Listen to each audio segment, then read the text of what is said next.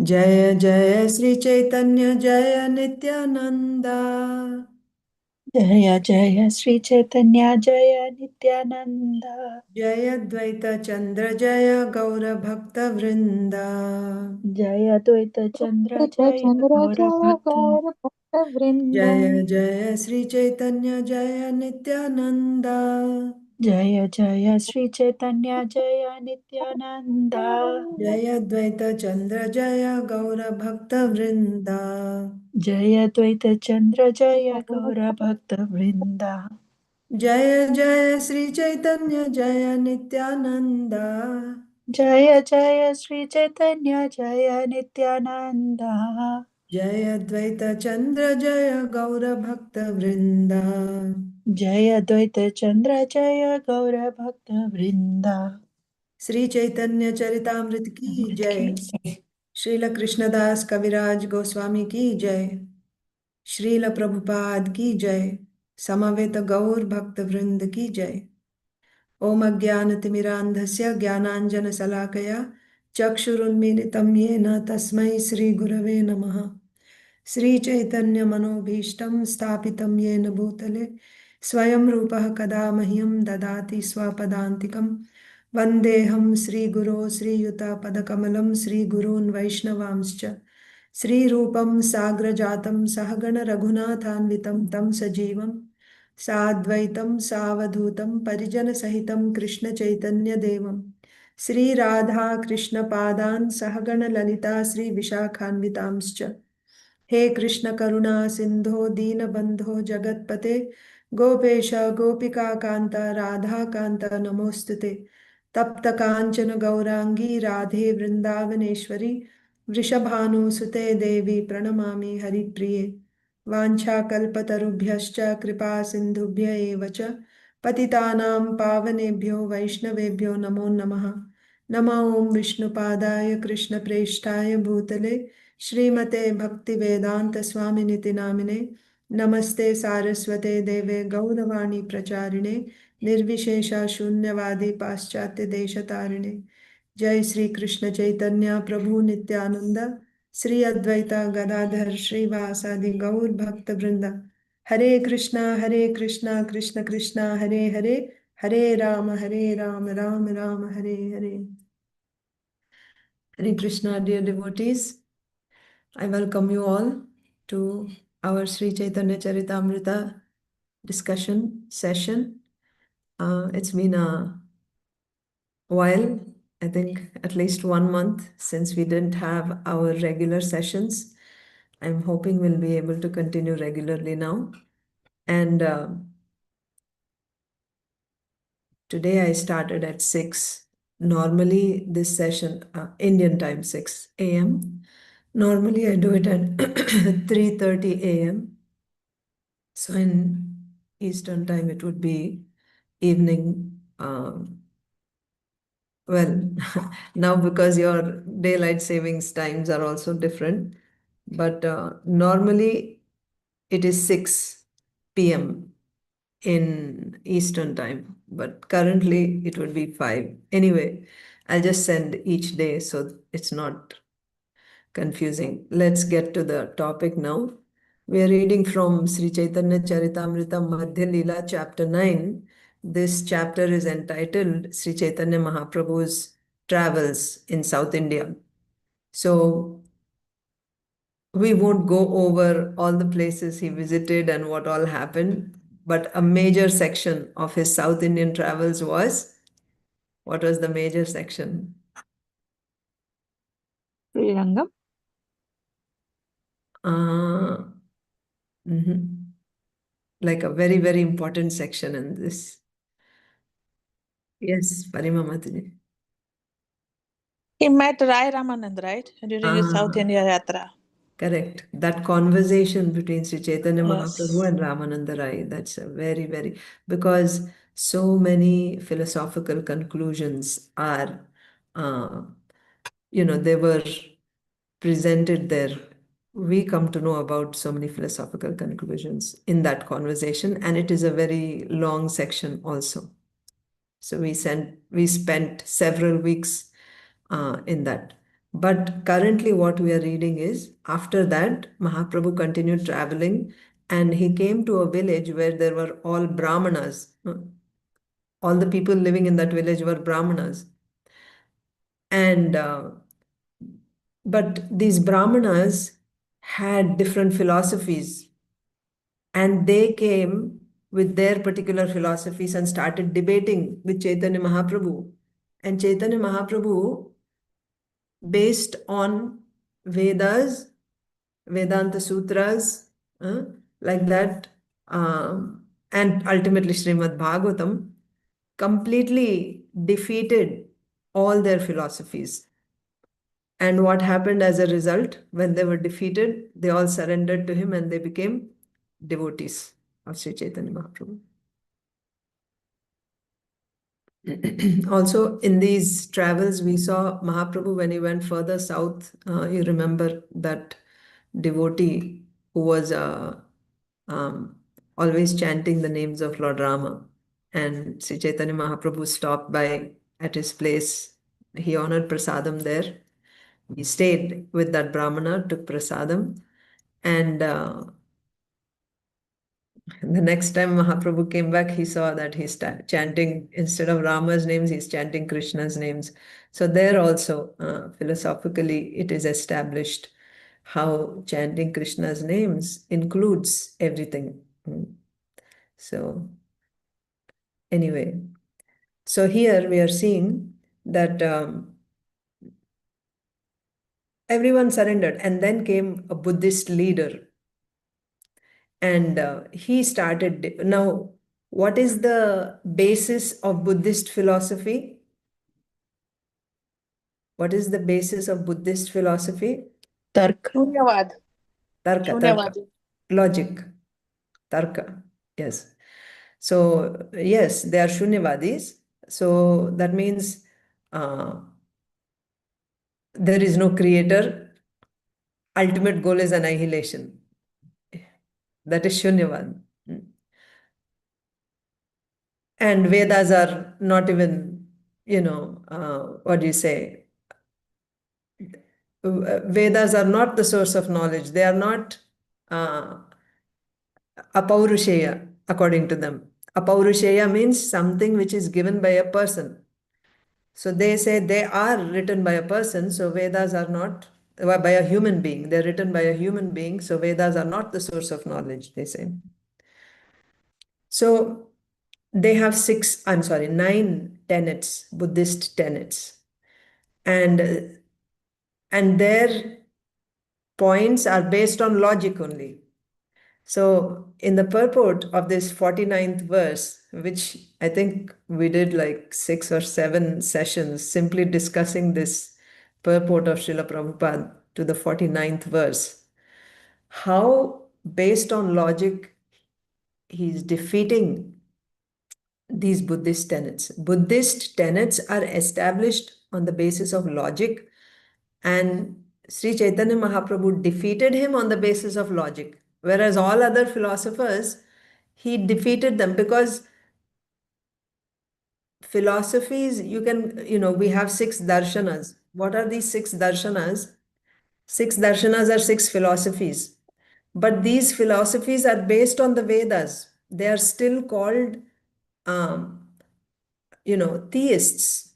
Difference between theist and atheist is theist accepts the Vedas as authority. Atheist does not accept Vedas as authority. So Buddhists are atheists. They don't accept Vedas. But even those who accept Vedas, based on the Vedas, taking one section of Vedas, they derive their own conclusion of what is the ultimate goal of life. So like that, there are different philosophies. So these goals are their derivations. So of course, there is an acharya beginning, and then he will teach that, and there's a whole sampradaya, right? One after another, that line of disciplic succession, preaching that particular philosophy. So in this way, there are different philosophies. And when they came and debated with Mahaprabhu, Mahaprabhu defeated them based on Vedas, and they accepted defeat because there's a common ground. Vedas are the authority. So based on Vedas only, Vedanta Sutra. Vedas, the essence of Vedas is Vedanta Sutra, and the natural commentary of Vedanta Sutra is Srimad Bhagavatam. So therefore, Srimad Bhagavatam is the highest authority. Nobody can reject the authority of Srimad Bhagavatam. And that is why all sampradayas have their commentaries on Srimad Bhagavatam. That's the highest authority. But yes, not the Advaita. Advaitins. Advaita means Shankaracharya's group. They don't have a commentary on Srimad Bhagavatam because it is too complicated to prove their Mayavad philosophy through Srimad Bhagavatam. It's impossible. They cannot do that. So therefore, he stuck to Vedanta Sutra. And also because, the language of Vedas is very complicated, whereas the language of Puranas is very simple. So because the language of Vedas is complicated, it is easy to manipulate the meanings. So, and push the Mayavad philosophy. So anyway, keeping that aside, now we are talking about the Buddhists. So what are these 9 tenets of the Buddhists? We saw, actually, yeah, we can just keep it like this. One second. Okay. So these are the 9 tenets. The creation is eternal, therefore there is no need to accept a creator. Okay. So the first tenet is there is no creator. There is no creator. Then how is that refuted? In the purport, Srila Prabhupada is saying, no one can attain the absolute truth by argument. One may be very expert in logic, and another person may be even more expert in the art of argument. Because there is so much word jugglery in logic, one can never come to the real conclusion about the absolute truth by argument. So now you want to know whether there is creator or not. Can you establish based on logic whether there is creator or there is no creator? Now, based on logic, they are saying there is no creator. What is their logic? Their logic is creation is eternal. Creation is eternal. That means it was existing in the past, it is existing now, it will exist in the future. Yes? So if the creation is always there, it is eternal, it is always there, where is the need of creator who is creating it? Because creation is eternal, therefore there is no creator. You understand their logic. Now, what is the counter to that? Now, your answer should also be based on logic. So, what is Srila Prabhupada saying? One can never come to the real conclusion about the absolute truth by argument. The followers of the Vedic principles understand this. However, it is seen here that Sri Caitanya Mahāprabhu defeated the Buddhist philosophy by argument. Those who are preachers in ISKCON will certainly meet many people who believe in intellectual arguments. Most of these people do not believe in the authority of the Vedas. Nevertheless, they accept intellectual speculation and argument. Therefore, the preachers of Krishna consciousness should be prepared to defeat others by argument, just as Sri Chaitanya Mahaprabhu did. In this verse, it is clearly said, Tarkei Khandila Prabhu. That means using Tarka, he completely khand kar diya. Matlab he cut or he defeated the opponent. Lord Sri Chaitanya Mahaprabhu put forward such a strong argument that the Buddhists could not counter him to establish their cult. So now let's go to the first one. The first principle is that the creation has always existed. But now here is the counter. If this were the case, there could be no theory of annihilation. Okay. So if you say there is no creation, so here we will say our counter. Okay. So counter would be if there is no creation, then there can be no annihilation either. How is the goal of life annihilation? Okay, why? Can be. Here, look at the sixth principle. What is the ultimate goal? The principle of nirvana or annihilation is the ultimate goal. You get the point?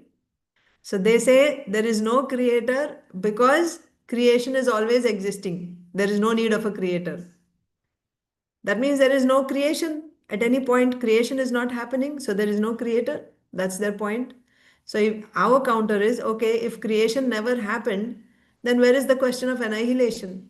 You're saying the goal of life is annihilation. Okay, that's the first counter. I'll just keep reading the purport. Okay, and then when we come to the point, although we covered all this, we covered up to fifth point before, but I thought it's nice to have it written down. Okay. The Buddhists maintain that annihilation or dissolution is the highest truth. If the creation eternally exists, there is no question of dissolution or annihilation.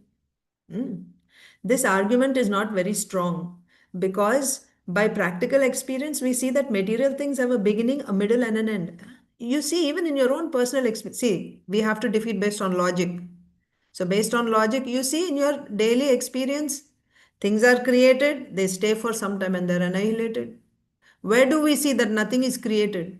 Your house is created, your car is created, your laptop is created, food is created. At some point, it's created and then it's annihilated after some time. And you are saying there is no creation. I don't have this experience. The ultimate aim of the Buddhist philosophy is to dissolve the body. This is proposed because the body has a beginning. Yes, you're saying you want to end. When you say there is an end, there must be a beginning too. For a circle, if you take a circle, circle has no beginning, so it has no end. But you're saying there is no beginning, but we will end it. How is that possible? This is proposed because the body has a beginning. Similarly, the entire cosmic manifestation is a gigantic body. Yes, like yad brahmande tad pindande or yad pindande tad brahmande. Pindanda means this individual soul it takes birth in the womb and grows and is born, right? And so a pindanda means individual. Individual, how we get a body and it grows and finally it stays for some time and finally it is annihilated. Similarly, Brahmanda is also a body. Body means it's made of material elements. So the way you see your individual body is growing and annihilated, similarly, this universal body also is born at a certain time and it is annihilated at a certain time. What is that universal body? Same elements, those 23 elements of Prakriti. So these 23 elements, the universal body is composed of those 23 elements and individual body is also composed of those 23 elements. But individually, the soul, individual soul, this body is for this individual soul, that universal body is for the universal soul, right? So the universal body, the external body is called the universal form. Therefore, the universal form is called a material form because it's made of those 23 elements. However, matter cannot move things. There is a soul inside, Paramatma. Who is that Paramatma? Garbhodakashaya Vishnu. For us, we have individual body. There is me, individual soul, but also there is Paramatma. Who is that Paramatma? Kshirodakashaya Vishnu. So the point is the way my body has a beginning and an end, which I'm able to perceive, in the same way, the universal body also has a beginning and an end. But we accept that it always exists. Similarly, the entire cosmic manifestation is a gigantic body, but we accept that it always exists. There can be no question of annihilation. Sorry, not but we, but if we accept. The fact is, it's not there always. It's created, annihilated, created, annihilated. There is beginning, there is end. But if you say that there is no creation, then there can be no question of annihilation also. Therefore, the attempt to annihilate everything in order to attain zero is an absurdity. Okay? Thoroughly defeated that point. Attempt to annihilate everything in order to attain zero is an absurdity. By our own practical experience, we have to accept the beginning of creation, and when we accept the beginning, we must accept a creator. Such a creator must possess an all-pervasive body, as pointed out in Bhagavad Gita 13:14. Sarvataha panipadam tat sarvatokshi shiromukham sarvataha shrutit malloke sarvam avritya tishtati. Everywhere are his hands and legs, his eyes, heads and faces, and he has ears everywhere. In this way, the super soul exists, pervading everything. Yes, so there is a creator. The point is, there is a creator, and he has his jurisdiction everywhere. The Supreme Person must be present everywhere. Okay, now the next thing is next tenet. So first one is countered, right? Sorry, now the next one. We started the next one. This cosmic manifestation is false. Okay, just see first and second. First one is saying the creation is always there, and the second one is saying it is false. So the second tenet is the cosmic manifestation is false. Hmm? So it's like Brahma Satyam Jagan Mithya, they say, right? The Mayavadi philosophy. So like that, Jagat is Mithya, it is false. Only difference is they don't say Brahma Satyam also.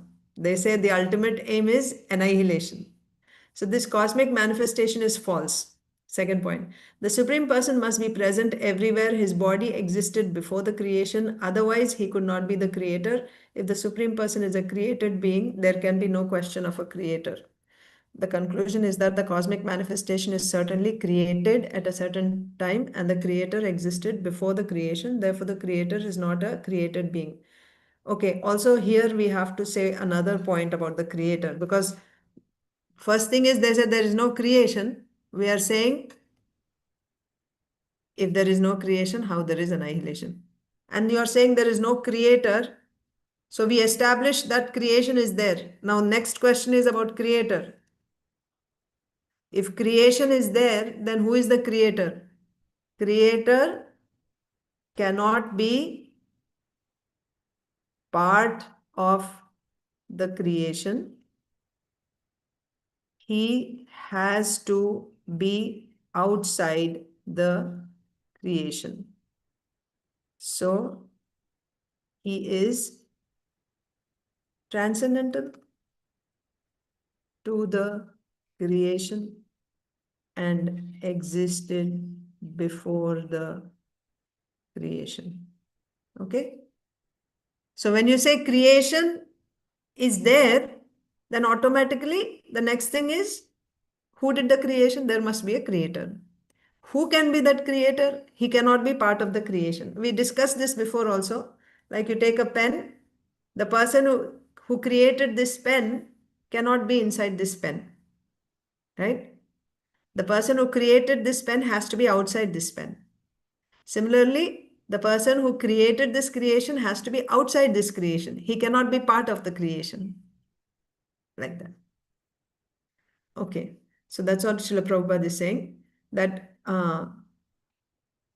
the conclusion is that the cosmic manifestation is certainly created at a certain time, and the creator existed before the creation. Therefore, the creator is not a created being. The creator is Parabrahman. That means he is transcendental. Parabrahman. He is Brahman, but the supreme Brahman. He is a person. Also, when you say Parabrahman, it means he has to be a person, the supreme person, supreme spirit. The creator is Parabrahman or the Supreme Spirit. Matter is not only subordinate to spirit, but is actually created on the basis of spirit. So, this cosmic manifestation or creation, it is matter and it is subordinate to the creator. It is subordinate to spirit, but is actually created on the basis of spirit. Like life comes from matter, they say. No, false. Matter comes from life. Another point. What is the point here? Matter is created on the basis of spirit.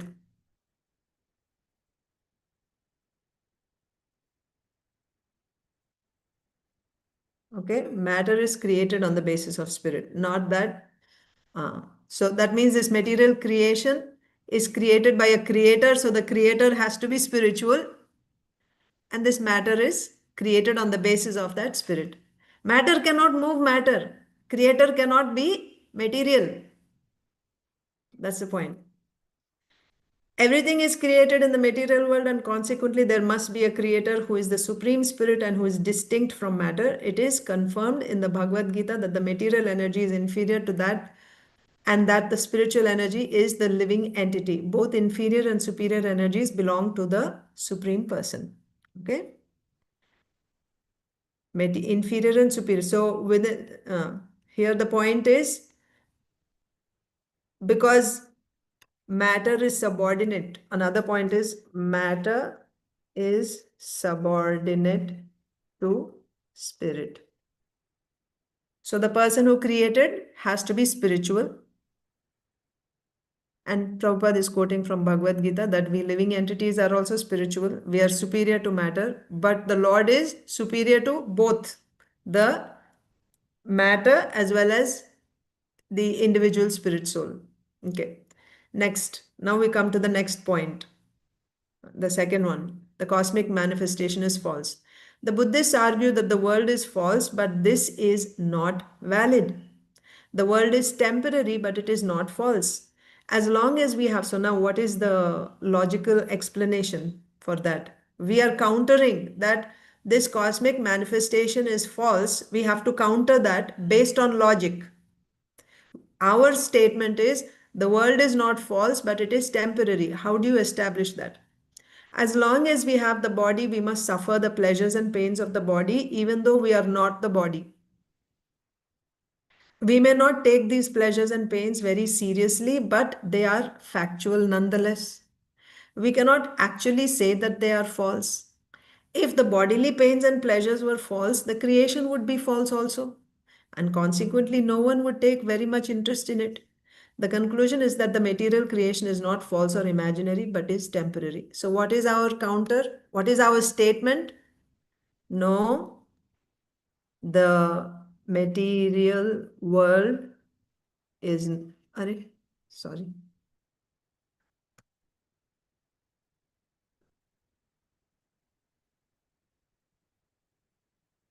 Mm.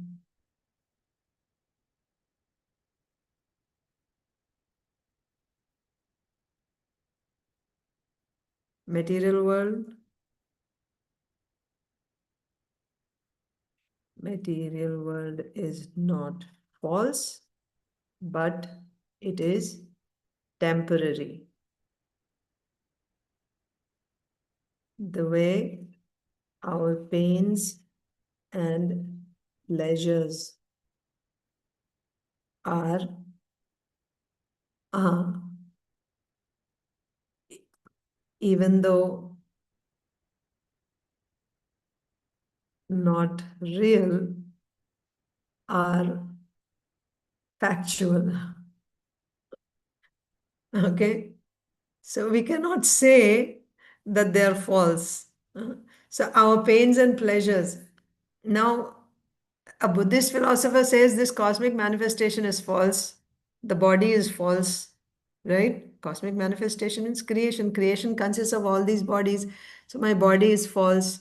My house is false. My car, my family, everything is false. These people are false. Then why are you doing anything? I mean, what is the need to eat? What is the need to sleep? Right? What is the need to do anything actually? If it is all false, what is the point in doing any of these things? Logic. Huh? So, if you say it is false, then why you're doing all these things? So the counter would be, if everything is false, then you don't need to do anything in this world. Then we say, no, no, it's not false, but it is temporary. Material world is temporary. Yeah. I'll tell you one more argument. This is given elsewhere. Uh, what is false here? Hmm? Uh, What is false here is this. This is explained in the Chatushloki Bhagavatam. Chatushloki Bhagavatam's second shloka.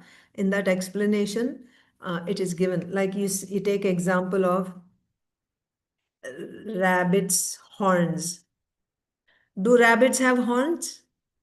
Have you seen a rabbit with horns? Anyone has seen a rabbit with horns? No, Mataji. No, No, Mataji. you haven't seen. Have you seen rabbits? Are there rabbits? Rabbits are there? Yes, Mataji. You know horns, there are horns in this world? Horns? Yes. Yes. So, horns is not false. Rabbit is also not false. But rabbit's horns is false. Okay. So, similarly, my body is not false. And the bodies of other members is not false. This laptop is not false. This table is not false. Nothing is false. It's all real. Then what is false? And I am also not false. I am also true. I and this body and this table and this material world, everything is true. What is false is I am this body and this laptop is mine. This is false. I am feeling pain. That is also actually false. I am not feeling pain. Who is feeling pain? The mind. Sukham, dukkham are experienced in the mind. So pain is experienced. Pains and pleasures are the functions of the mind. Am I the mind? No, I'm not the mind. I'm a spirit soul. You understand? So I'm feeling pain and I'm feeling pleasure. That's not me. That's happening in the mind. You see? And similarly, this is my child because it's born from my body. So this is my child. That's also false. Because first of all, that child is who? It's actually also a spirit soul and has a body made of material elements. So the body is not false. This aham mameti, aham, who I am this body, and things related to this body are mine. That is false. Therefore, rabbit is right, horns is also right, but rabbit's horns is false. So that's why you cannot say this material manifestation is false. Material manifestation is not false. It is temporary. Temporary, why? It is created, annihilated, created, annihilated, created, annihilated. And this is a cycle. It's going on eternally. Therefore, you cannot say when it started. Okay? So here, based on logic, how do you disprove the cosmic manifestation is false?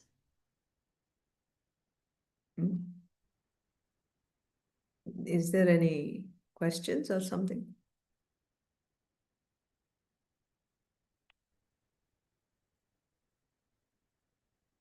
Let me see. Oh yeah, no problem. So,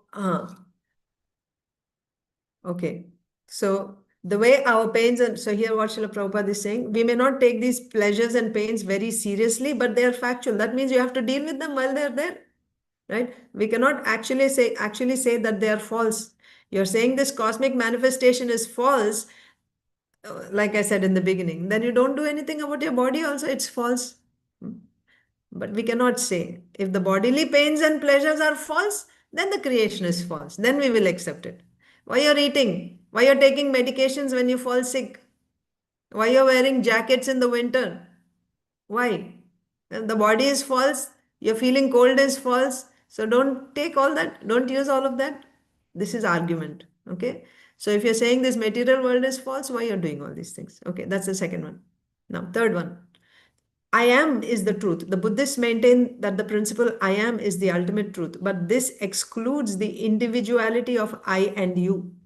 See, they are saying I is the truth, but there is I and you, not just I. This is something like Brahma Satya, right? There is only one, everything is one, like that. Although So they're saying I am is the truth. Okay. The Buddhists maintain that the principle I am is the ultimate truth, but this excludes the individuality of I and you. If there is no I and you, and by the way, what is their basis? Hmm. You are saying only I is the truth, then where is the scope for debate when there is no two entities? That's our counter. Okay? If there is only I, who are you debating with? Your whole philosophy is based on logic. In logic, you have to debate with another person. But if there is only I, where is the question of debate? Like that. If there is no I and you or individuality, there is no possibility of argument. The Buddhist philosophy depends on argument, but there can be no argument if one simply depends on I am. Right? So we'll write that also. Buddhist philosophy depends on argument. It depends on argument. Okay. It depends on, there can be no argument if one simply depends on I am.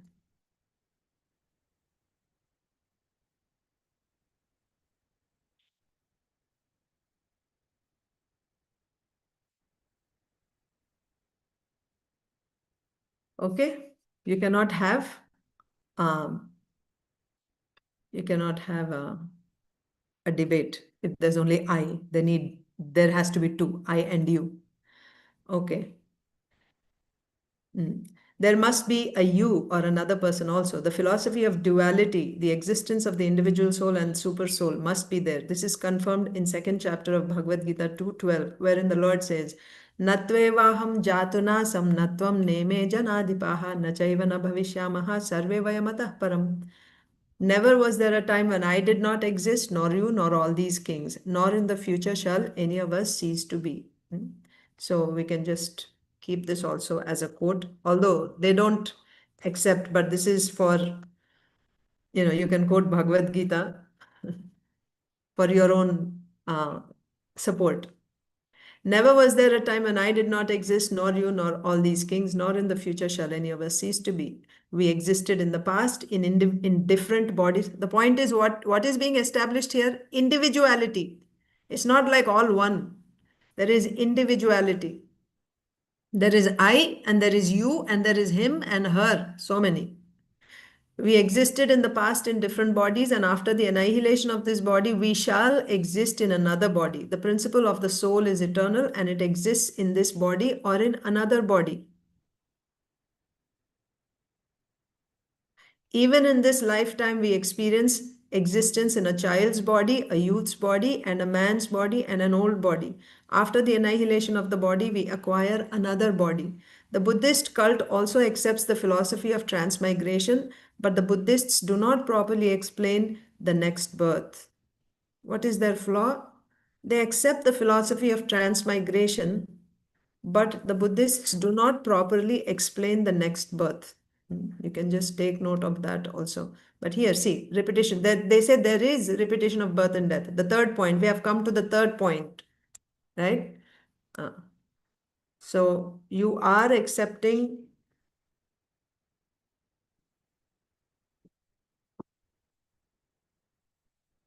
you accept the philosophy of transmigration, but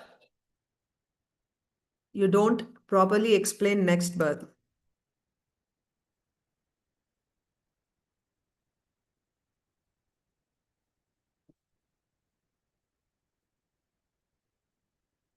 Explain next birth. Okay. How? There are 8,400,000 species of life, and our next birth may be in any one of them. Therefore, this human body is not guaranteed. Okay. So repetition of birth and death. They are saying that fourth one. So after I am, we said that is solved, right? So fourth one is repetition of birth and death. There is repetition of birth and death. But how is it? Right? You're saying spirit soul. When you say repetition of birth and death means who is taking birth? Who is taking birth again and again? You're saying there is only I, and that I is taking birth in different forms. Why is it taking birth in different forms? What is your explanation for why is this one coming in different forms? What is the basis of this repetition of birth and death? Right? You can even question here. What is the basis of rebirth? Okay? Like that. And also you're saying there is rebirth. Rebirth means you're saying that you'll come back again as human form. How do you explain these different varieties? Right? There is no guarantee of human form. Next, fifth principle. What is the fifth principle? Lord Buddha is the only source of understanding the truth. If you want to know the truth, what do we say? What is the pramanam for us to know knowledge? What is the only source of knowledge for us? Srimad Bhagavatam. Yes, Shastra. Srimad Shastra. Bhagavatam is the ultimate. Yes. So Vedas. And in Vedas also, Srimad Bhagavatam. That is our ultimate source of knowledge. They are saying, the Buddhists are saying, Lord Buddha is the only source of understanding the truth, not Vedas. That means no Puranas, no Bhagavatam, nothing. Whatever Lord Buddha said, that is only truth. Other than that, everything is false. If you want to know the truth, you have to know from Lord Buddha only. So now let's see how we will counter that. According to the Buddhist fifth principle, Lord Buddha is the only source for the attainment of knowledge. We cannot accept this. For Lord Buddha rejected the principles of Vedic knowledge. That's all. Right? Why we don't accept Lord Buddha as the authority? Even though we don't accept Lord Buddha as an authority. As an authority of knowledge because he rejected the Vedas. How do we know this? That we should not accept Lord Buddha's philosophy? Because Vedas tell us, the Shastra only says, Buddha is an avatar of the Supreme Lord, but you should not follow the philosophy of Buddha. It's not that somebody came up with this idea. No, everything is said in the Shastra. That is why Shastra Pramanam. For us, the authority of anything in this world, for any type of knowledge, how to make sabji also, how to raise children also, everything is there in the Vedas. That is our, how to conduct your material life, how to progress in spiritual life, what is the goal of life, who am I, where did I come from? Everything is explained in Shastra. So you are saying Lord Buddha is the only source of understanding the truth. We don't accept that because Lord Buddha rejected the Vedas. That means if he's not speaking from the Vedas, how is he the authority? Vedas, Shastra is the authority. One must accept a principle of standard knowledge. And also there is a logic behind this. Why? One must accept a principle of standard knowledge because one cannot attain the absolute truth simply by intellectual speculation. If everyone is an authority if everyone accepts his own intelligence as the ultimate criterion, as is presently fashionable, the scriptures will be interpreted in many different ways and everyone will claim that his philosophy is supreme. This has become a very great problem. We see that also, unfortunately, within the devotee community also, people come up with their own ideas using their logic that, oh, we will adjust things. No. One important point that has to be said here is the statements of Shastra. Shastra is the ultimate pramanam. Whatever is said in the Shastra, you cannot just reject it. Sometimes, according to time, place, and circumstance, certain adjustments may be made, but not by you and me or anyone. Those adjustments are made by the Acharya. Huh? So, and even that Acharya, when he makes those adjustments, it is made temporarily for that particular time or place or circumstance, with the idea of coming back to the normal standard as given in Shastra.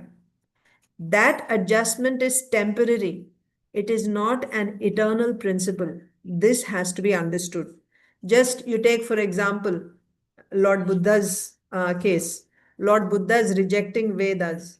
Now, Lord Buddha rejected Vedas temporarily at that time because using the Vedas statements about animal sacrifice, they were misusing it. They were performing sacrifices, big sacrifices, killing cows, horses, big animals in the name of animal sacrifice, but the purpose was to eat meat. These brahmanas were eating meat, sacrificing big animals. So, and if anybody went and questioned them, what are you doing? This is sinful. You should not kill animals like that. Then they will show the Vedas. What will you say? Veda is the ultimate authority. They'll say Veda is the highest authority. Vedas are sanctioning animal sacrifice. We are killing animals. What's the problem? So it had become so corrupt. To reform society temporarily for the time being, to stop the violence that was going on, Lord Buddha said, I reject the Vedas. Right? At least be human beings.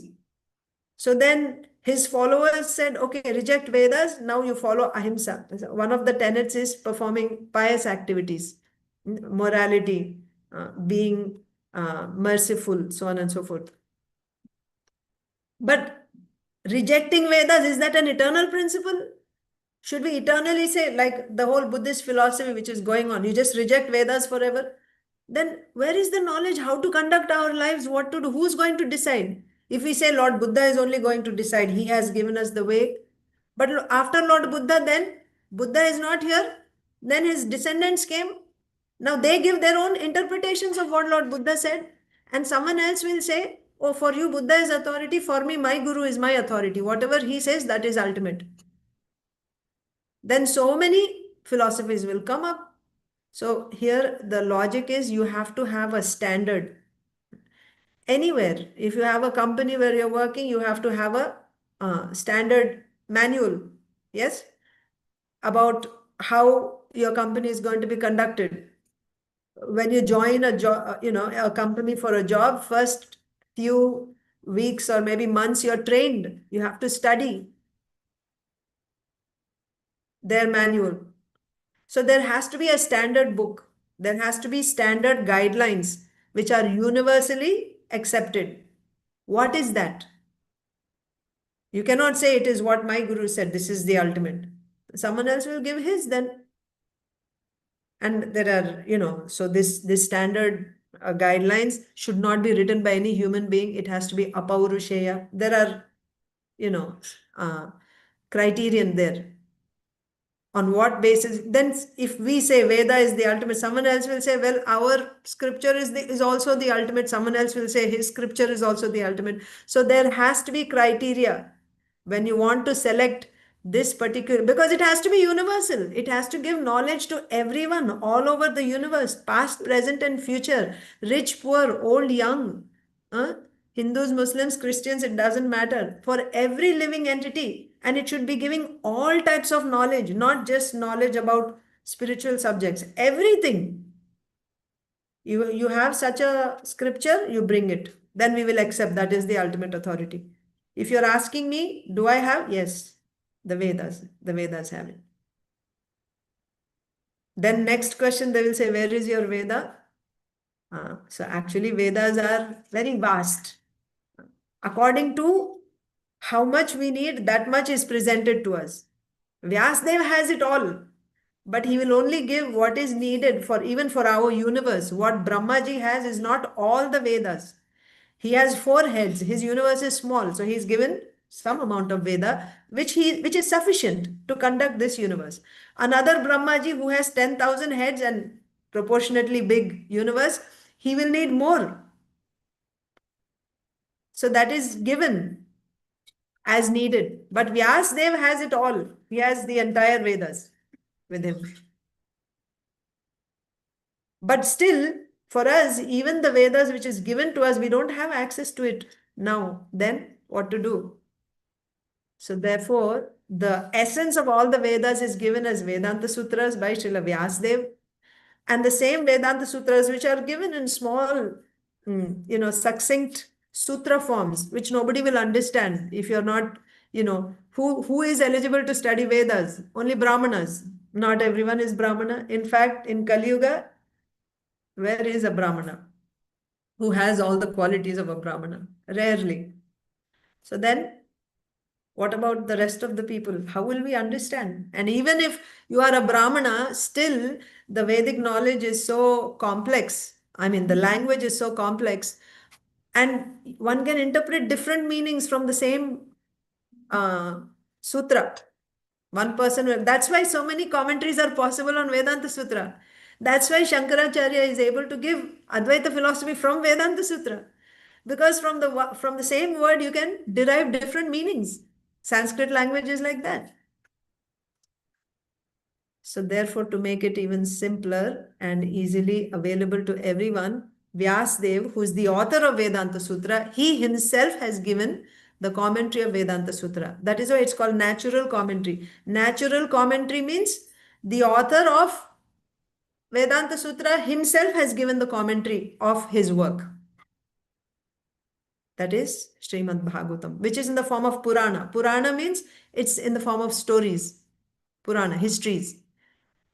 It is easily understandable. The language is simple. Even women, Vaishyas, Shudras, they can also understand. So therefore, now what is our pramana?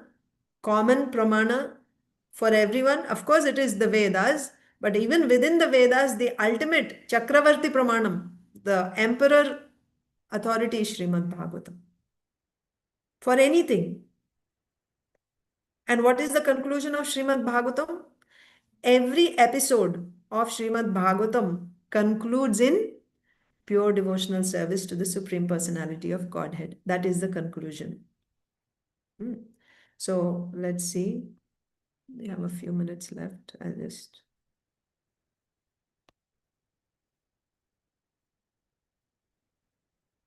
Okay. So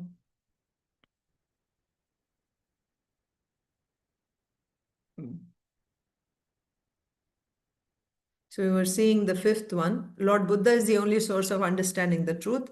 No. And also another point here is that we need a standard, we need a standard, we need a principle of standard knowledge.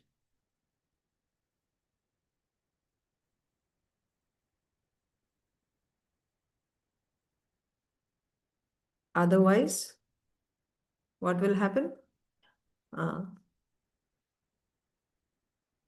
Everyone will interpret Shastra in his own way.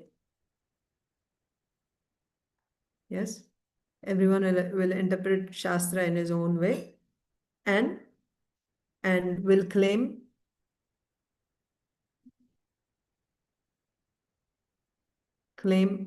his philosophy to be supreme.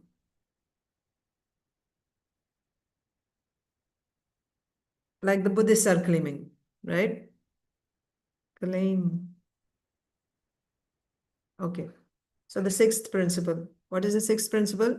Annihilation is the ultimate goal. Okay.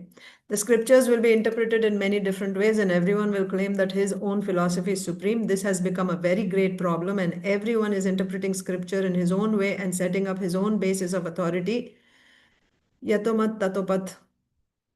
Now everybody and anybody is trying to establish his own theory as the ultimate truth. The Buddhists theorize that annihilation or nirvana is the ultimate goal. Annihilation. Okay, now the next one. Okay, we came to the sixth one here. Sixth one is the principle of nirvana or annihilation is the ultimate goal. So how do you counter that?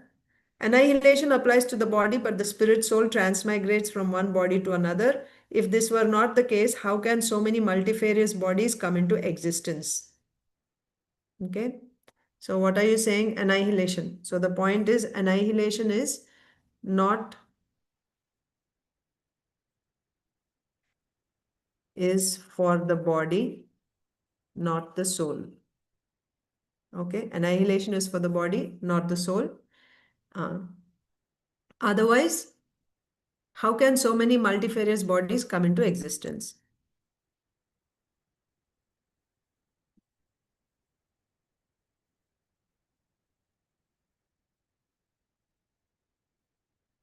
Existence. Okay. If the next birth is a fact, the next bodily form is also a fact. As soon as we accept a material body, we must accept the fact that the body will be annihilated and that we will have to accept another body. If all material bodies are doomed to annihilation, we must obtain a non-material body. Okay, another point. Another point is if you're saying annihilation is the ultimate goal, what is after annihilation is the question. What is after annihilation? Huh? So when the material body is annihilated, there has to be another material body. Why? Because they already said here, repetition of birth, and there is repetition of birth and death. That means after death, there will be birth, right? Third tenet, right? So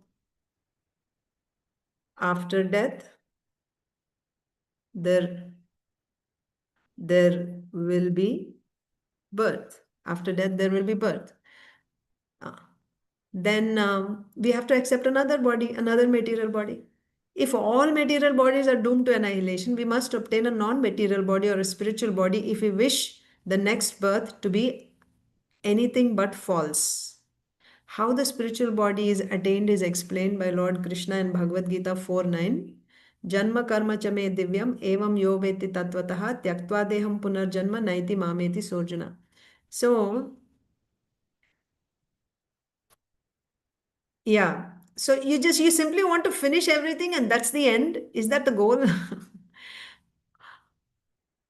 So here the point is if all material bodies are doomed to annihilation, we must obtain a non-material body if we wish the next birth to be anything but false, right?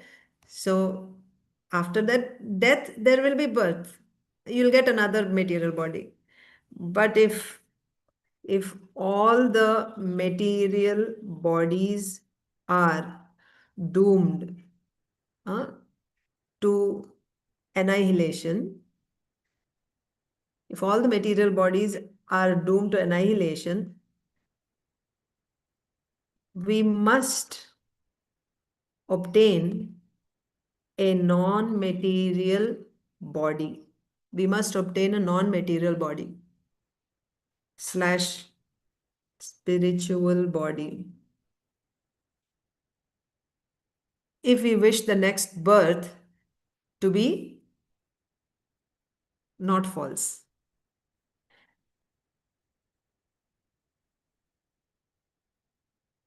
To be anything but false.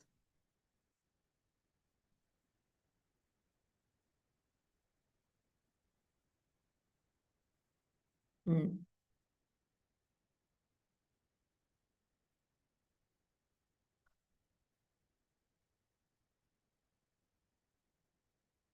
Okay.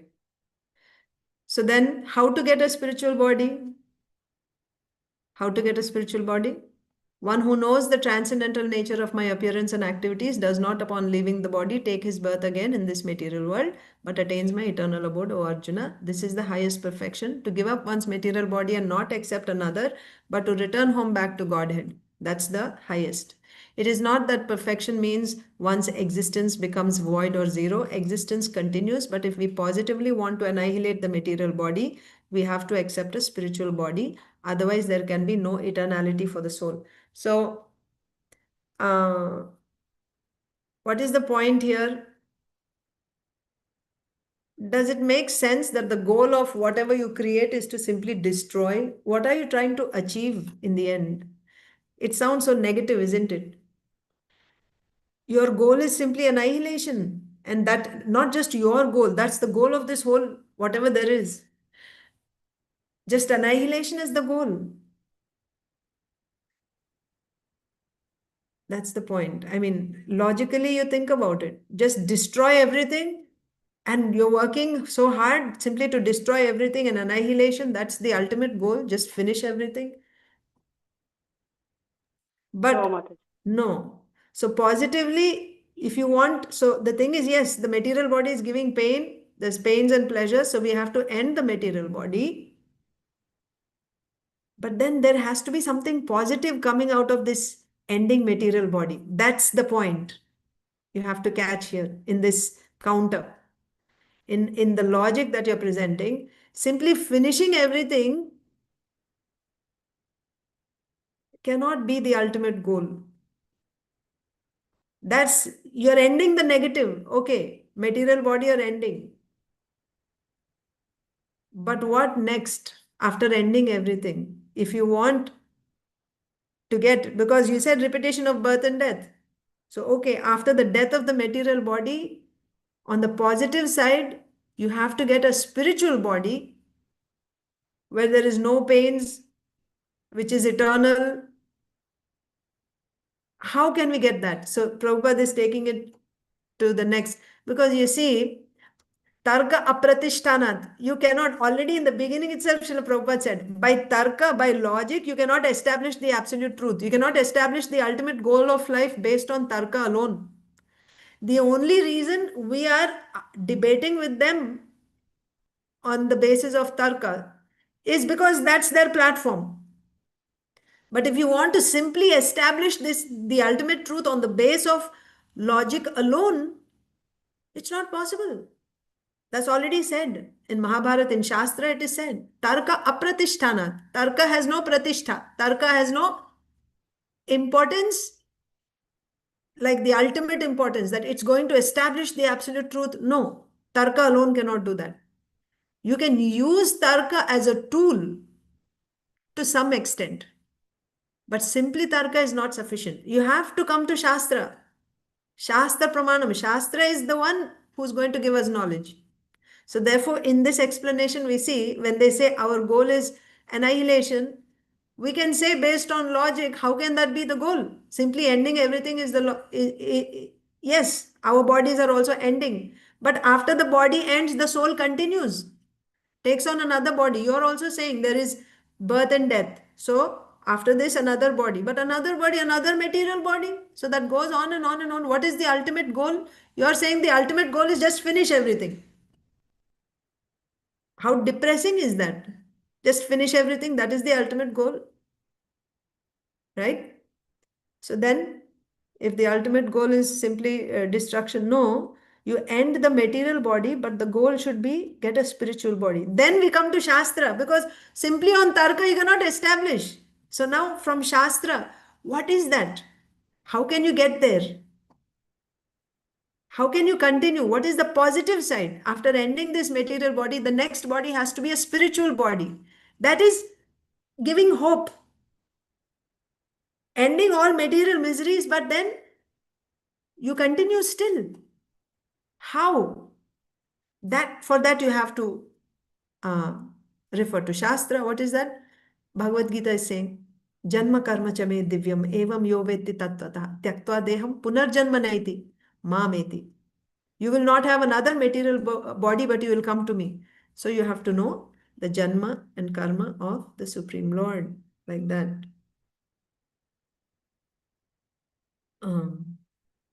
Okay.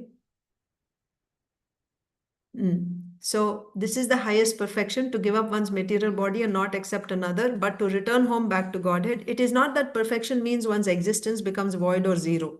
Yes, existence continues, but if we positively want to, if we positively want to annihilate the material body, we have to accept a spiritual body. Otherwise, there can be no eternality for the soul.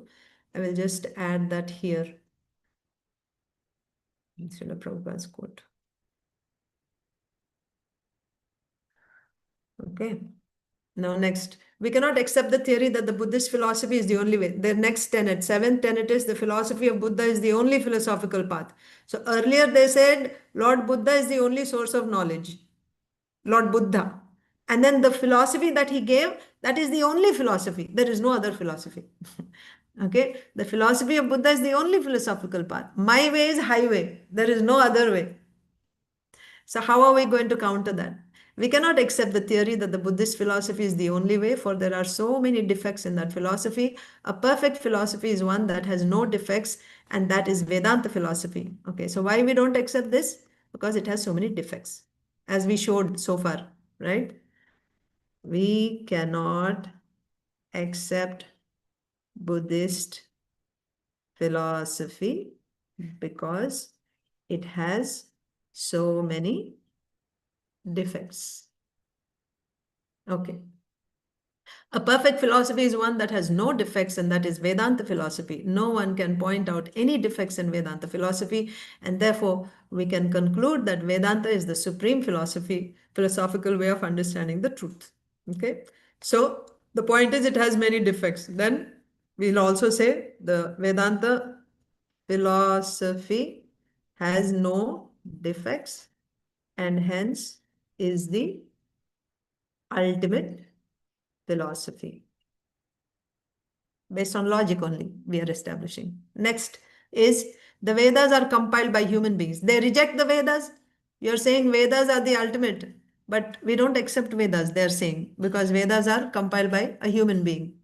So then, what do we say? According to the Buddhist cult, the Vedas are compiled by ordinary human beings. If this were the case, they would not be authoritative. So if you're saying the Vedas are compiled by human beings, Veda, as soon as one quotes Veda, that is the ultimate. It is accepted as ultimate. If it were compiled by a human being, it would not have that authority. So what is your counter? If the Vedas were compiled by a human being, they would not be the ultimate authority. From the Vedic literatures, we understand that shortly after the creation, Lord Brahma was instructed in the Vedas. Acha. Okay. Now, how do you know that it is not compiled by a human being? How do you know that it is not compiled by a human being? The Vedas existed even before Brahmaji. Okay. Vedas existed even before the creation of Brahmaji. So therefore, it's not compiled by any, because everyone else came after Brahmaji. Brahmaji was given the Vedas, means Vedas were there even before Brahmaji. So it's not written by any human being. Simple. Okay. So it is not, they are not compiled by any person. Why human being? They are not compiled by any person, period. Vedas. So they are not compiled by any person. So it is not that the Vedas were created by Brahma, although Brahma is the original person in the universe. If Brahma did not create the Vedas, but he is acknowledged as the first created being, where from did Vedic knowledge come to Brahma? right? Obviously, the Vedas did not come from an ordinary person born in this material world. According to Srimad Bhagavatam, Tene Brahma Hridaya Adikavaye, after the creation, the Supreme Person imparted Vedic knowledge within the heart of Brahma. There was no person in the beginning of the creation other than Brahma, yet he did not compile the Vedas. Therefore, the conclusion is that the Vedas are not compiled by any created being. Vedic knowledge was given by the Supreme Personality of Godhead who created this material world. This is also accepted by Shankaracharya, although he is not a Vaishnava. So the authority of Vedas is accepted by even those who are not Vaishnavas. Of course, we know Shankaracharya is actually a great devotee, but he came in a covered form. But yeah, the philosophy that he promoted, that is a Vaishnava philosophy. Next, finally, the last tenet of the Buddhists is pious activities, showing mercy to others. That's the thing that you're supposed to do. Just do pious activities. No need to worship the Supreme Lord. No. What is their philosophy? What is their sadhana? What is the sadhana of the Buddhists? Because they are not depending on Shastra. There's no Vedas. Only what Lord Buddha said. What did Lord Buddha say? Ahimsa. You perform pious activities, non-violence, mercy, so on and so forth. So they are advised to do pious activities. So it is stated that mercy is one of the qualities of Buddhists, but mercy is a relative thing. We show our mercy to a subordinate or to one who is suffering more than ourselves. However, if there is a superior person present, the superior person cannot be the object of our mercy. Rather, we are objects for the mercy of the superior person. Therefore, showing compassion and mercy is a relative activity. So, what is the counter here? Showing mercy is a relative activity. Showing compassion or mercy is a relative activity. You show mercy to a subordinate, not a superior. You are a recipient of mercy from the superior. Okay, so it's relative. The point is, compassion is a relative activity. Therefore, showing compassion and mercy is a relative activity. It is not the absolute truth. Okay, you can also say it is not the absolute truth. If you asked us, what is the activity of devotees? Shravanam, Kirtanam, Vishnu Smaranam, Pada Sevanam. These activities are relative? No. These activities are transcendental activities. Chanting the names of the Lord, hearing His glories, remembering the Lord, worshipping Him. All these are transcendental activities. But there, if you say show compassion, it's a relative activity. It is not absolute truth. Apart from this, we also must know what actual mercy is. To give a sick man something forbidden for him to eat is not mercy. Rather, it is cruelty. Unless we know what mercy really is, we may create an undesirable situation. If we wish to show real mercy, we will preach Krishna consciousness in order to revive the lost consciousness of human beings, the living entity's original consciousness. Since the Buddhist philosophy does not admit the existence of the soul, the so-called mercy of the Buddhists is defective. So instead of doing some good, they can even be doing some harm because of not having proper understanding. So in this purport, Srila Prabhupada has refuted the 9 tenets of the Buddhist philosophy. So finally I went over time, no doubt, but finally we have completed this verse, and tomorrow onwards we can resume the pastime, text 50 onwards. Yes, Prabhuji. Atulya Hare Haranam. Krishna Hare Krishna Mataji, please accept my obeisances. All goes to Srila Prabhupada. Please accept this. Very nice class. I was just I had a question in this debate with the Buddhists. Can I still? Yes. Yes. I thought you wanted to see the screen. Go ahead, Prabhuji. Yes. So in this debate with the Buddhist, right, Lord Chaitanya uh, rejects the validity of pratyaksha and anuman, not in Yes. this point, but there is a not in one of these points here, but we understand that he rejects pratyaksha and anuman as the sufficient means to understand the absolute. Yes. But technically speaking, like how does he demonstrate that sabda praman, which is the only logical necessity for understanding the nature of the soul, especially when point one, which is the cessation of activities, point 1 and 8 of the Buddhist doctrine rely solely on empirical observation. Yes. 8 is that the Vedas are compiled by human beings. And first one is there is no creator. Okay. Yeah. So how to establish that Shabda Praman is the ultimate Praman and not Pratyaksha Anuman Praman? How does Sri Chaitanya Mahaprabhu do that? Is that the question? Yeah, I mean, How can he here, prove that there is a creator? right, How? especially when point 1 and 8 of the Buddhist doctrine, relies solely on empirical observation. How does, Mahaprabhu demonstrate that, Sabda Praman is the only necessity for understanding the nature of the soul, Yeah, especially yeah. when. This is actually systematically presented by Srila Jiva Goswami in the Shat Sandarbhas. The very first Sandarbha is Tattva Sandarbha. So in Tattva Sandarbha, he establishes,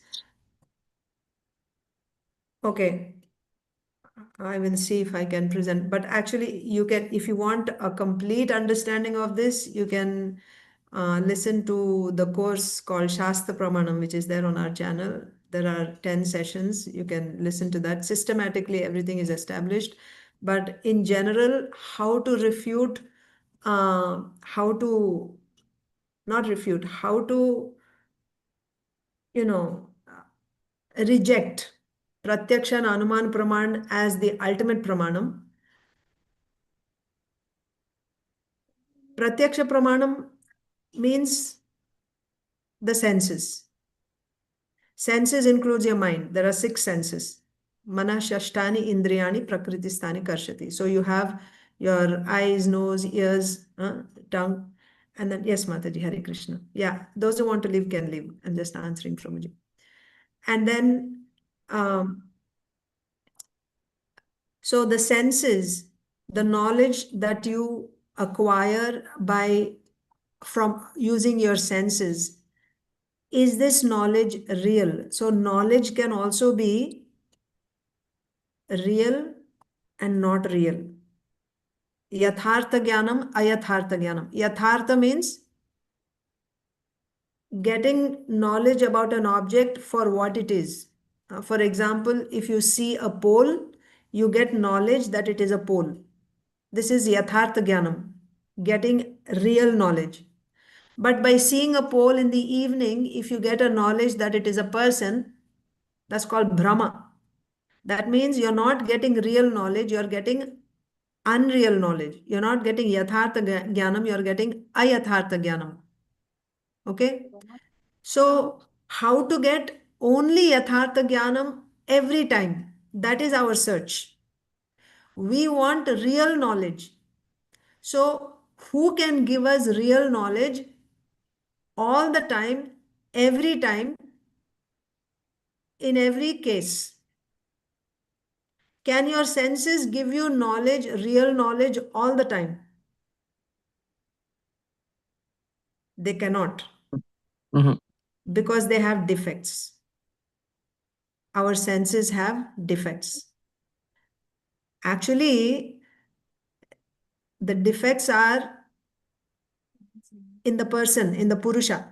Me. Purusha means here the conditioned person. That means our conditioning, the person, conditioned soul. What are those 4 defects? Brahma, Pramada, Karana Patava, Vipralipsa. Brahma means mistaking one thing for another. In the kitchen, when I take I want to put salt. Instead of salt, I take baking soda by mistake, right? So that is Brahma. Seeing baking soda, I'm thinking it is salt. My senses are giving me wrong knowledge here. My eyes are giving me the knowledge. With eyes, I'm getting knowledge. Actually, that knowledge, where do you get that knowledge? It's a whole science, actually, how you get knowledge. Knowledge you get in the intelligence. The senses are tools. They pass on the message, right? Like a camera, it takes a picture and then passes it on to the mind. The mind passes it on to the intelligence. And intelligence decides what it is based on the impressions, old impressions that are already there in your chittam. It compares with old impressions and then it will decide, oh, this is this object. But the thing is, all our tools, intelligence, mind, senses, they are all conditioned by the modes. If your intelligence is in the mode of passion, it will not give you right knowledge. The knowledge that it gives, it may or may not give you right knowledge. And if the intelligence is in the mode of ignorance, it will give you wrong knowledge only. But the intelligence which is in the mode of goodness will give you right knowledge. So therefore, if you are going to rely on your senses, pratyaksha pramana means your senses, to get right knowledge, is it always going to give you right knowledge? No, it won't give you right knowledge all the time. Can you make that the pramana to know the absolute truth? No. Your senses cannot, I mean, it's achintya. On one hand, your tools are limited. Your tools have defects. And on the other hand, the object about which you want to get knowledge, he is inconceivable, achintya. With your limited tools, you are not even able to get right knowledge of the things which are perceivable in this world. What to speak of getting knowledge about the inconceivable with your defective tools? So therefore, pratyaksha pramanam is rejected to get knowledge about the absolute truth. Who is the creator and so on. Based on logic, So, they are saying, yes, Prabhuji. so logic is a tool, not a source. So now I told you about pratyaksha pramanam. Second is Mhm. anumana pramanam. Anumana pramanam means logic. Mhm. Now, the science, how anumana pramanam works is, for, first of all, you make what is called vyapti jnanam. Vyapti jnanam means, I'll give you an example. Based on your observation in this world. This example is, let us say, you go in the kitchen, or there's one boy called Devadatta. He went in the kitchen and he saw that his mother is cooking in the villages, a wood stove. So there is, she lits uh, fire and then smoke comes out when she's cooking. So he sees, oh, when there is fire, smoke comes out. Then he'll go to, while walking, he goes to Goshala. And in Goshala, they set fire to drive away mosquitoes, to wet grass. They set some fire, or wet hay. They set fire so that lot of smoke comes and that smoke will drive away mosquitoes. There also he's seeing, oh, when there is fire, then smoke is coming. Then in Mm. another place, he sees in the evening, winter time, campfire, they set up campfire, like all night long, men, they sleep outside. And, like smoke comes out from that campfire. So he noticed that also. So by his observation in different places, he makes a rule within his mind. What is that rule? Whenever there is smoke, there has to be fire. That means smoke can come only when there is fire. Can smoke come without fire in any place? No. No. Can there be fire without smoke?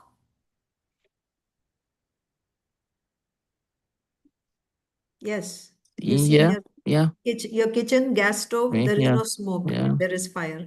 Also, if you see in a welding shop, there is fire, but there is no smoke. So Mm. fire can exist without smoke, but smoke cannot exist without fire. Mm. This rule he makes in his mind. Now, this is his Based on this, he makes his hypothesis, that is anumana jnana. Anumana jnana means the knowledge that you acquire based on logic. Now, what is the logic? First of all, you have this vyapti jnanam in your mind. So now he will go to some place, he's just walking. All of a sudden, from top, on top of a mountain, he sees the smoke coming out. He's not seeing fire, he's only seeing smoke. Now, using his Anumana Pramanam, what is his Anumana Pramanam? This Vyapti Jnanam he's using and applying that Vyapti Jnanam in a new place. So, Vyapti Jnanam he made in his mind by observing in the kitchen, in the Goshala, in the campfire, he made a Vyapti Jnanam. Now, using this knowledge in a completely different situation, he is seeing a mountain and there is some smoke coming on top of the mountain. Seeing that smoke, now he will say, what will he conclude, Prabhuji? Um, What is his Vyapti Jnanam? um, Wherever there I is, mean, no, I'm asking, this uh, Devadatta went to a mountain and then he uh-huh. saw smoke coming out on top of a mountain. So seeing Mm-hmm. that smoke, what will he conclude? What was his Vyapti Jnanam before about smoke? He saw in different places, right? He saw smoke and fire. What is the relationship between smoke and fire? There is fire, like, If there is smoke, there has to be there's fire. I mean, there fire. is fire, yeah. Huh. So now he's seeing only smoke on the mountain. So what will he conclude? There is fire, right? Huh. He's not seeing fire, but he's concluding there is fire on the mountain. This is Yeah. called Anumana Pramanam. That means logically he's deciding, he's not seeing the fire, but through Mm-hmm. logic he's deciding that there is fire on the smoke. And what is the basis for this Anumana Jnanam that he got? You have to have this Vyapti Jnanam. This Vyapti Jnanam that wherever yatra yatra dhumaha tatra tatra vahini, wherever there is smoke, there has to be fire. That Vyapti Jnanam has to be there. Based on that Mm. Vyapti Jnanam, now he will make hypothesis. So now the Buddhists are saying there is no creator. Now to say that, what is their Vyapti Jnanam? They are saying creation is eternally existing. Not exactly Vyapti Jnanam, but they are saying, this is their statement, creation is eternally existing, so therefore there's no need of a creator, like that they are saying. But the point here is, even your Vyapti Jnanam that this Devadatta made, how did he come to that? How did he make his Vyapti Jnanam? Wherever there is smoke, there has to be fire. How did he come to this conclusion? Because of some knowledge, Observation. observation, yeah. Observation is done with his senses. Mhm. Senses are defective. I see what you're saying, yeah. So therefore, your Anumana Pramanam is also defective because it is rooted in Pratyaksha. Pratyaksha Pramanam means your senses. Senses have defects.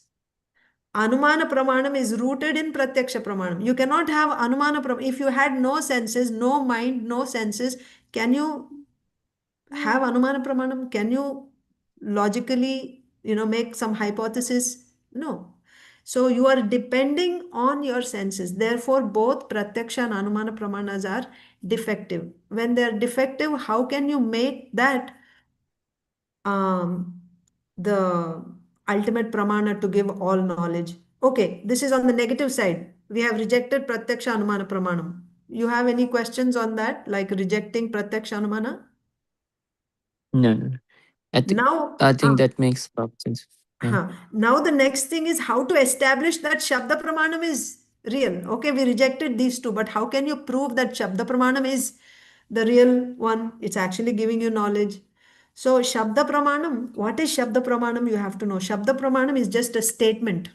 Like I say, the statement, Hmm. sun rises in the east. That is Shabda Pramanam. Is this true? Sun rises. Is this statement giving right knowledge or not? Yes. Yes. So Shabda Pramanam, the statement, sun rises in the east, is giving real knowledge. Whether I say this, whether this statement is heard in America or in India or in French, in English or Bengali or Hindi, it does not matter. When you make that statement, sun rises in the east, of course, in that particular language, it gives you real knowledge. Sun, yes, sun rises in the east. But this is Shabda. Statement is Shabda. Somebody can say sun rises in the west. So statements can also give you false knowledge. It's not that all statements are giving you real knowledge. So therefore, Mm-hmm. you cannot say Shabda Pramanam is always correct. We have to Mm. look for that Shabda. Because when you say sun rises in the west, how is this statement made? Where is this statement coming from? This statement is from where? It is made up by a person, a Purusha, a conditioned Mm. soul who has defects. So one of the defects, one of the problems is there's also, I said there are 4 defects: Brahma, Pramada, Karana, Patava, Vipralipsa. Vipralipsa means cheating. Cheating Mm. tendency. That is also a defect in Purusha, conditioned soul. You want to cheat another person, so you willingly give wrong knowledge to that person. So many books are written. People give their own interpretations. They give false knowledge also. So you cannot say all statements are pramanam, shabda pramanam. All books, whatever books there are in the library, they're all giving you, they're all shabda pramanam. All those when I say statement, it can be either heard or studied, written. It's the same thing. Mhm. That statement itself is shabda pramanam.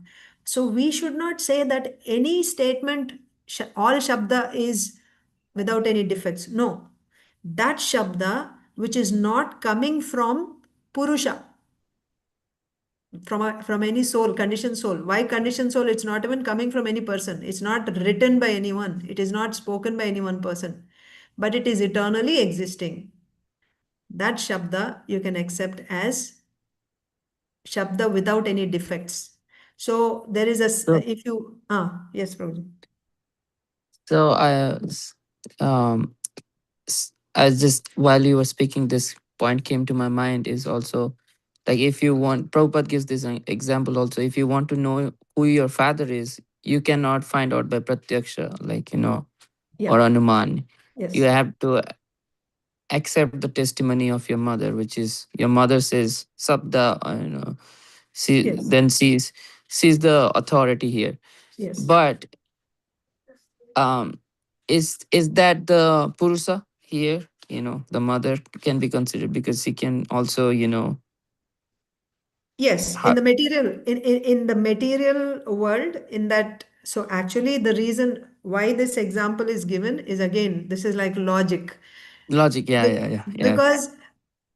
see, because our mind is, because of our education, etc., we want logic.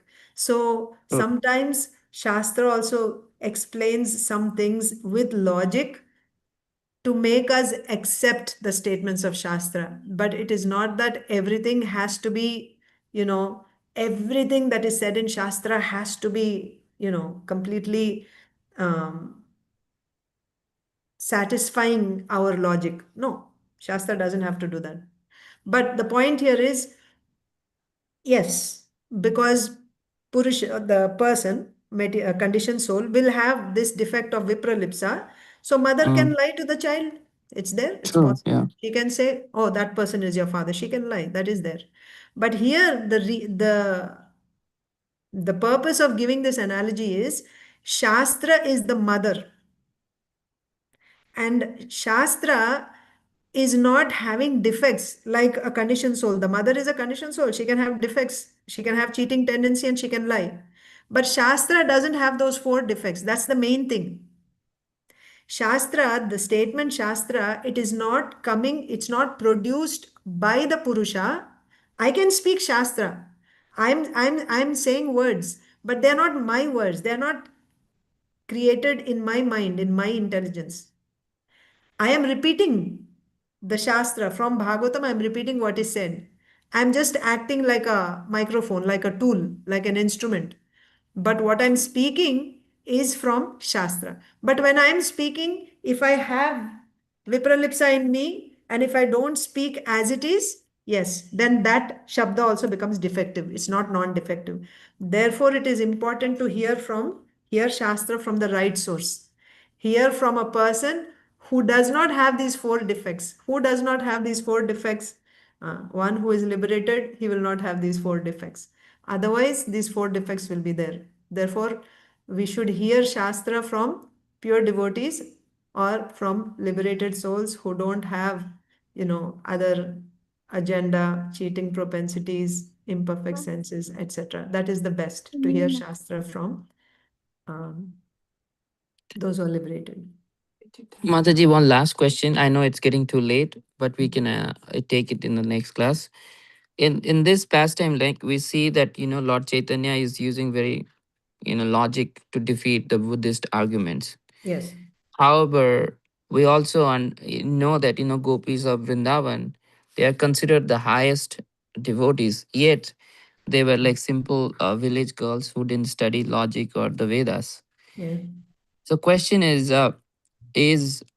deep logic and philosophical argument essential for us to practice Krishna consciousness, or yes, can we attain perfection simply through innocent faith and affection, like the gopis? yes. Okay, Or is it studying the logic necessary to protect our faith? yes. Good question. Very good question, Prabhuji. Our goal, like when we say, what is our goal? We want to follow in the footsteps of the gopis. We want to become pure devotees of Krishna. We want to, actually, the ultimate goal is we want to develop love for Krishna, prema. And prema is in pure devotional service, there are three types. There is sadhana bhakti, there is bhava bhakti, and then there is prema bhakti. The goal, ultimate goal is to develop that love. But to develop that love, first of all, you have to, all three are pure devotional service. Sadhana, bhava, prema. Like if you can see, first sadhana, then bhava, then prema. Like that you can see. For us to even enter into pure devotional service, we need a qualification. The qualification, there are two types. So this pure devotional service is also two types. One is called Vaidhi Bhakti. Pure devotional service means within pure devotional service, I said there is sadhana, bhava, and prema bhakti. So that sadhana bhakti is of two types. Sadhana bhakti can be of two types. It can be Vaidhi sadhana bhakti or Raganuga sadhana bhakti. Why? Then there is different qualifications. Who is qualified to do Vaidhi sadhana bhakti and who is qualified to do Raganuga sadhana bhakti? First of all, what is Vaidhi sadhana bhakti? Vaidhi sadhana bhakti means, okay, then before Vaidhi sadhana bhakti, what is sadhana bhakti? Sadhana bhakti means that which is accomplished by the senses. That means you perform this bhakti with your senses. What are senses? Your five senses, all 10 senses, and your mind also included. So with this you perform. That is called sadhana bhakti. And this sadhana bhakti can be two types, Vaidhi bhakti and Raganuga bhakti. By the way, sadhana bhakti is already Shuddha bhakti. What is Shuddha bhakti? Shuddha bhakti means Anyabhilashita shunyam jnana karma dhyanavritam anukulyena krishnanushilanam. That means with your activities performed with your body, mind, or speech. That means with your senses, activities performed, and also your mood.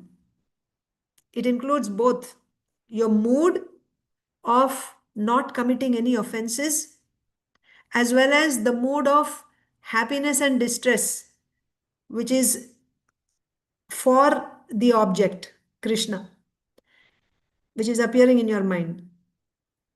Okay, this mood is in the mind. And what is that mood? Either happiness or anyway, these things happen in later stages, higher, like Bhava Bhakti, Prema Bhakti stages.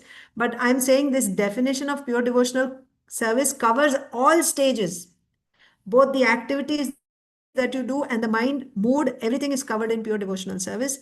But this has to be done for Krishna or his other avatars or for the spiritual master, without having any pratikula bhava. Pratikula bhava means no animosity.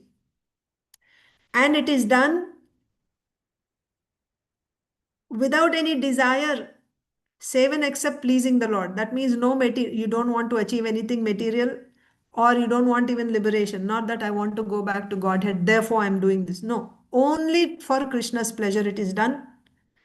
And this activity and mood, it is not covered by karma, jnana, etc. Karma means identifying the self with this body. I'm a Brahmana, I'm a Kshatriya, I'm an Indian, I'm a man, I'm a father, I'm a son, I'm a husband. It's not covered by any of these designations.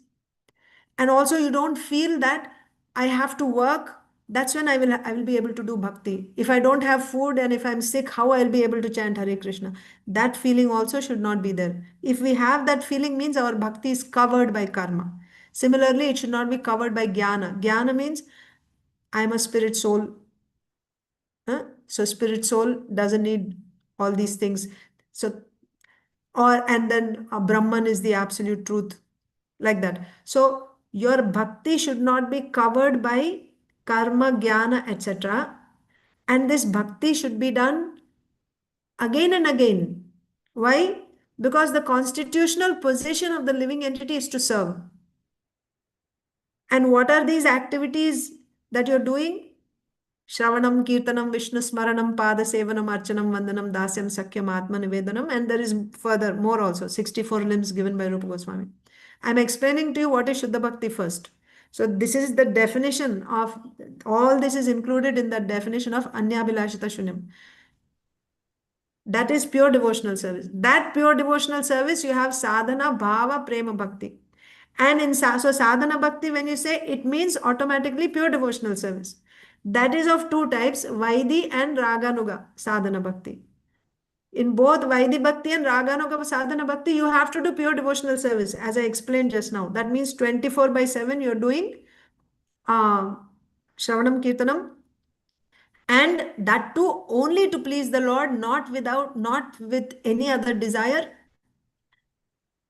And it is continuously done, not being covered, not being interrupted by karma, jnana, etc.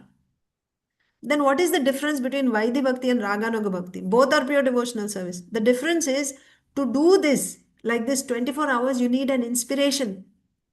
What is the driving force behind doing the Shravanam Kirtanam 24 hours? What is driving you? There are only two possible causes for somebody to do like this 24 hours. One is when one has that intense taste. When one has taste, this is not just there in any field, you can say. If you have a taste for doing something, you'll keep doing it again and again and again and again, whether it's hearing or watching or doing something. When you have a taste for that, sometimes Mataji is like making garlands. They keep making. You have children, they like to draw or color. So when you have a taste for that, you do it over and over and over and over again, not even considering whether you have eaten or not or nothing. When you have a taste. So Raganuga Bhakti, to do Raganuga Bhakti, what you need is, the inspiration for Raganuga Bhakti is taste. That devotee has taste for what? For Krishna. And also for these devotees, gopis, you said. The way the gopis are serving Krishna, they have greed for that type of devotional service. And they have such a taste for the pastimes of the Lord, for the names of the Lord, for the qualities of the Lord. Because of that taste, they cannot stop hearing over and over and over and over again. They'll be listening, hearing. This is the Raganuga Bhakti. Raganuga Bhakti, the inspiration, the qualification to do Raganuga Bhakti is taste. And this is not just for 1 hour a day or 2 hours a day. Continuously they'll be doing, because that is pure devotional service. The Vrajvasis you're talking about, the gopis who are simple hearted, they are Ragatmika bhaktas. Ragatmika and Raganuga difference is what? Ragatmika means they have this intense thirst made of love for Krishna. They're always hankering for Krishna at every moment. They have this intense thirst at every moment. This is Ragatmika devotees. All the Vrajvasis, or the Vrajvasis in different relationships, they have this raga. That thirst is called raga. Ragatmika means they're filled with this thirst. Now, the people who are not Ragatmika devotees, who are in this material world, who have an intense greed for that type of devotion, and who have an intense taste for the pastimes of the Lord, for the qualities of the Lord, for the names of the Lord, they are qualified to become Raganuga. Anuga means followers. So Raganuga devotees are following the Ragatmika devotees. This is Raganuga Bhakti. So for somebody to follow the gopis, to come to that stage, what is the qualification? Initial qualification is you need this taste or this greed, intense greed. Already our Acharya Srila Rupa Goswami said this is virala, extremely rare. For somebody to start off with this type of taste, to hear about the Lord 24 hours, it's extremely rare. How does it come, this taste? It comes from a devotee. It comes from a devotee or from the Lord. And it can come in this life or in the past life. So it's a whole, this is another course called Raganuga Yeah. Bhakti. That's a whole course. I won't tell the details. So if you don't have this taste, then what should we do? Of course, our goal is also that we want to become like that, like the gopis. But to get there, if I don't have this, then we have to go to the next second option. Second option is you have to do Vaidhi Bhakti. What is Vaidhi Bhakti? Vaidhi Bhakti means here also same 24 hours devotional service, Shravanam, Kirtanam, etc. But the inspiration is not taste. Inspiration is order. In this world also you see, you have a taste for doing something, you know, like children, right? They do their homework. They sometimes some kids, they really like, you know, like some subject. So they just keep studying because they have a taste for that. And some other subject they don't like. Now, if they don't like, natural tendency is not to do it. But if there is order, you have to submit tomorrow. Otherwise, there will be punishment or you will fail. You won't go to the next grade. Out of fear of that punishment or because of that order, shasana, like order, now they will do it. So for you to do one activity, either you have to have taste or there has to be an order. Now, for you to accept that order, take that order seriously, you have to have faith in that authority who is giving that order. So here, the authority is Shastra. Shastra is Pramanam. But why everyone is not taking it seriously? Because we don't have faith in that Shastra. So, for us to do Vaidhi Sadhana Bhakti means it is Shuddha Bhakti. 24 hours we have to do. To do that, the qualification is you have to have faith in the order of Shastra. What is Shastra ordering? Surrender to Krishna. Sarvadharman parityajya mamekam sharanam vraja aham tvam sarva papebhyo mokshayishyami ma shachah. But for me to accept it seriously enough to drop everything and 24 hours do devotional service, I need to have that type of firm faith and conviction in the words of Shastra. Then only I will take it so seriously that that drives me 24 hours. So therefore, for Vaidhi Sadhana Bhakti, you need Dhrida Shraddha. Either you need Dhrida Shraddha, then you'll do Vaidhi Sadhana Bhakti, or you need Ruchi to do Raganuga Sadhana Bhakti. If you don't have either, then obviously you have to go for Vaidhi only, because Raganuga Sadhana Bhakti is the superior one and that is the desirable one. How will you get it? When you receive it from another Raganuga Bhakta, when that Bhakta gives you mercy, then you'll get that taste. So if I don't have taste, do I just sit down like this? No, I have to pursue Vaidhi Sadhana Bhakti, because while doing Vaidhi Sadhana Bhakti also, at one stage you can go to Raganuga Bhakti. You see, Adav Shraddha, Tatha Sadhu Sangha, Bhajana Kriya, Anartha Nivritti, Nishta, Ruchi. By doing Vaidhi sadhana bhakti at a certain stage, you can get to Ruchi. When you get taste there, then you start Raganuga sadhana bhakti at that stage. Whereas Raganuga bhaktas, in the beginning itself, they have that Ruchi. So they start off with Ruchi in the beginning. You understand? So for us, now your question is, do we need to understand all these philosophical, these philosophies and such long purports, and how much Srila Jiva Goswami and our acharyas, especially Srila Jiva Goswami, with logic in so many, Sri Chaitanya Mahaprabhu himself, through logic, he is defeating the Buddhist philosophy. What is the purpose? The purpose is for us to develop that strong faith in Shastra. What is stopping us when we hear something from Shastra, a statement from Shastra? There is a voice coming from inside saying that that's not possible, or I cannot do that. That's too much. Somewhere deep down in the heart, such samskaras are there. We are not able to accept it. So then these are called uh, uh, asambhavana, viparita bhavana, doubts. Asambhavana, asambhav, impossible. This cannot be. Viparita bhavana means something other than this. Why only this? Why not like that? So such impressions are there in the heart. These have to be uprooted. So to uproot these things, your intelligence is made very fine through this exercise. Studying philosophy very, very scrutinizingly. By that, what happens is, even if there are some doubts which are hiding here, externally I'm a devotee, I'm chanting and everything, but somewhere in some crevices here and there, doubts are there. Everything is nicely, clearly uprooted, and our faith will be made really firm. When we have firm faith, the symptom of firm faith is full surrender to the Supreme Lord. When we surrender fully to the Lord, we will begin pure devotional service. Goal is to come to Raganuga Bhakti, and by Raganuga Bhakti, following the gopis, we want to become Ragatmika Bhaktas like them and perform that devotional service, simple hearted, completely surrendered to the Lord. But to surrender to the Lord and to have that type of thirst to come to that stage, we need the qualification. So all this exercise is to develop that qualification. Was that helpful?